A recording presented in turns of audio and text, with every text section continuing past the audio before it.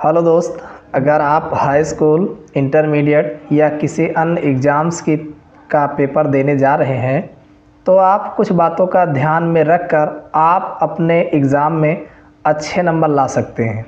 ये बातें बहुत ही महत्वपूर्ण होती हैं। आप चाहे जितना अपनी अच्छी तैयारी किए हो, लेकिन कुछ गलतियां कर देने के कारण एग्ज़ाम में आपको अपनी तैयारी के हिसाब से कम अंक प्राप्त होता है।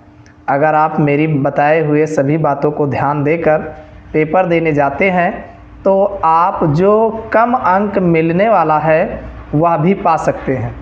अगर आप इस चैनल पर नए हो तो चैनल को सब्सक्राइब तथा लाइक ज़रूर करें। चलिए आगे चलते हैं। पेपर आप मात्र 3 घंटे या 2 घंटे ही देते हैं, लेकिन उसके पहले का जो समय होता है वही निर्धारित करता है कि आपका पेपर कैसा होगा। आप पेपर देने के लिए घर से निकलने तथा कक्ष हाल में पहुंचने तक का समय भी आपके पेपर को प्रभावित करता है। अगर आप इन्हीं समय का सही तरीके से व्यवस्थित कर लें तो आप जो नंबर गंवाने वाले हैं उससे बच सकते हैं। वह कौन कौन सी बातें हैं, ध्यान से सुनिए। पहली बात यह है कि आप जब पेपर देने जा रहे हों तो हल्के नाश्ते का उपयोग करें, क्योंकि अधिक खाने पर आपको पेपर के समय नींद भी आ सकती है। दूसरी बात, आप घर से निकलने से पहले आप यह चेक कर लें कि आप कहाँ जा रहे हैं। एग्ज़ाम देने जा रहे हैं तो किस सब्जेक्ट का पेपर है तथा कितने समय में है। ऐसा तो नहीं कि सुबह का पेपर हो शाम को जा रहे हों, या सेकंड मीटिंग का पेपर है तो सुबह ही जा रहे हैं। इसको आप समय को ठीक से देख लें। इस पेपर को देने में क्या क्या आवश्यक सामग्री चाहिए, यानी आपको उस पेपर में क्या क्या आवश्यक वस्तुएं लगेंगी। जैसे कि मान लीजिए पहली वस्तु प्रवेश पत्र होना चाहिए। भाई पेपर देने जा रहे हो तो वहाँ बगैर प्रवेश पत्र का आपको एंट्री नहीं मिलेगा। दूसरी बात, पेन होनी चाहिए। किससे लिखोगे, वहाँ पेन से लिखोगे, पेन होना चाहिए।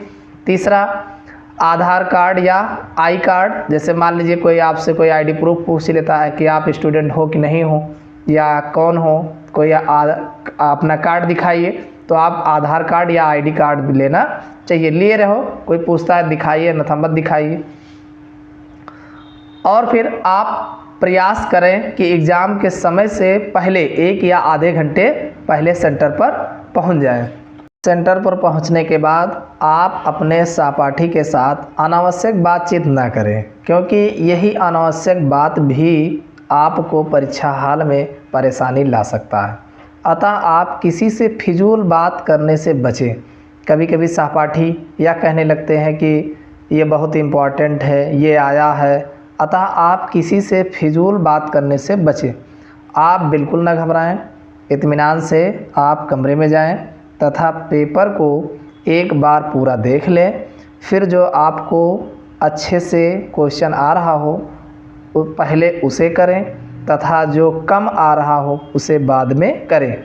एक बात ध्यान रखना कि कोई क्वेश्चन आपका छूटने ना पाए। अगर मान लीजिए आपका 5 नंबर का एक क्वेश्चन छूट गया तो आपको पूरा 5 नंबर में से एक भी नहीं मिलेगा। हाँ, अगर आप किए हों थोड़ा कम ही सही होगा, तब भी आपको कुछ ना कुछ 1 या 2 या 3 नंबर मिल जाएगा। अतः आप समय को ध्यान में रखकर आप क्वेश्चन को सही ढंग से करें। अगर आपको लगता है कि 1 या 2 क्वेश्चन छूटेगा तो आप आंसर को 1 लाइन कम लिखें। जो आप कर रहे हो उसको थोड़ा 1 लाइन कम लिखो, परंतु क्वेश्चन छूटने ना पाए। उम्मीद है कि आपको ये बातें सही लगें, तो सब्सक्राइब करना ना भूलें। इस चैनल पर केमिस्ट्री सब्जेक्ट की 9 से लेकर 12 तक की सभी बोर्ड एग्ज़ाम की तैयारी के साथ साथ कॉम्पिटिटिव एग्ज़ाम की तैयारी तक का वीडियो देखने को मिलेगा। यह वीडियो कैसा लगा कमेंट करके ज़रूर बताएं। देखने के लिए धन्यवाद।